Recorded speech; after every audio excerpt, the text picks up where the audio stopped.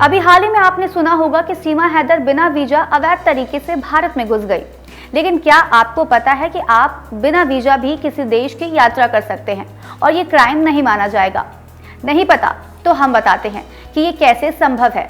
लेकिन उसके पहले ये जान लेते हैं कि अभी हाल ही में जारी हैंडली पासपोर्ट इंडेक्स ने सिंगापुर के पासपोर्ट को सबसे शक्तिशाली पासपोर्ट बताया है। इस सूचना का मतलब जानने के लिए पहले ये समझना जरूरी है कि पासपोर्ट और वीजा एक दूसरे से अलग कैसे हैं। दरअसल पासपोर्ट उस देश में बनता है जिसके आप निवासी हैं। इसमें आपकी पर्सनल डिटेल्स होती है, जिसमें पूरा नाम, जन्म तिथि, राष्ट्रीयता, फोटोग्राफ और सिग्नेचर जैसी इंफॉर्मेशन होती है, जो असल में आपकी पहचान और नागरिकता बताने वाला डॉक्यूमेंट होता है। इसके इतर वीजा उस विदेशी देश से जारी होता है जहां आपको ट्रैवल करने जाना है। यह असल में आपका एक ट्रैवल डॉक्यूमेंट होता है जो ये बताता है कि किसी भी देश में आप किस उद्देश्य से जा रहे हैं और कितने समय के लिए जा रहे हैं।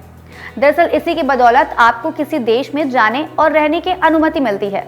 जहां पासपोर्ट विदेश में आपके आधार कार्ड की तरह काम करता है, वहीं वीजा आपके लिए उस देश में प्रवेश करने के लिए पास या परमिट की तरह होता है। खैर, अब बात ताकतवर पासपोर्ट की।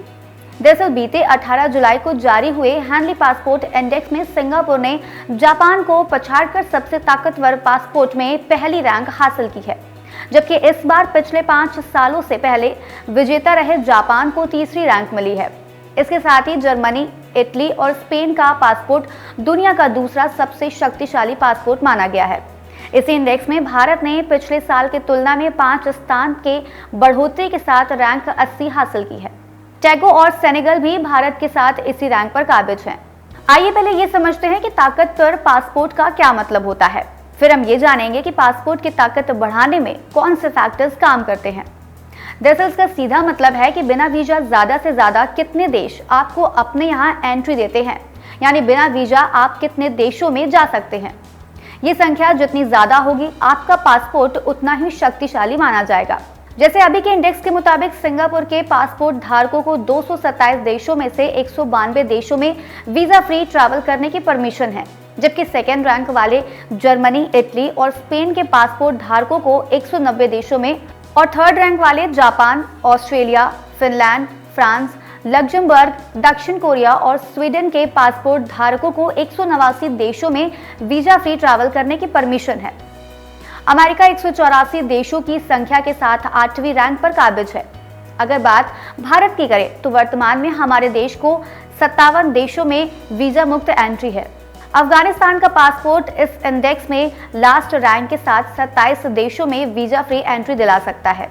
दरअसल पासपोर्ट के शक्तिशाली होने के पीछे कई फैक्टर्स काम करते हैं, जैसे दो देशों के बीच द्विपक्षीय समझौते कैसे हैं, किसी देश के दूसरे के साथ राजनयिक संबंधों की मजबूती किस तरह की है, किसी देश का सुरक्षा ट्रैक रिकॉर्ड और क्राइम रेट कैसा है, या क्या कोई दो देश क्षेत्रीय समझौते के पार्टी हैं या फिर किसी दूसरे संगठन के जरिए अंतर्राष्ट्रीय संबंध और समझौते में किस तरह की भागीदारी है। ये सब तो पारंपरिक कारण है। इसके अलावा राजनीतिक, आर्थिक और सुरक्षा स्थितियों में बदलाव के कारण भी पासपोर्ट की शक्ति समय के साथ बदल सकती है। दूसरे देशों की तत्कालिक सरकारें अपनी वीजा नीतियों को संशोधित करके किसी देश का बिना वीजा आवागमन बंद कर सकती हैं, जिसके चलते शक्तिशाली पासपोर्ट की क्षमता घटती बढ़ती रहती है। चलते चलते आपको बता दें कि वीजा फ्री एंट्री होने के कई फायदे हैं, जैसे टूरिज्म को बढ़ावा मिलता है, व्यापार के अवसर खुलते हैं, आपसी संबंध मजबूत होते हैं, सांस्कृतिक आदान प्रदान बढ़ता है, विदेशी निवेश में बढ़ोतरी होती है, साथ ही साथ ग्लोबल इमेज भी बेहतर होती है। आज इस वीडियो में इतना ही। हम फिर मिलेंगे कुछ यूनिक जानकारी के साथ। तब तक के लिए मुझे दीजिए इजाजत। नमस्कार।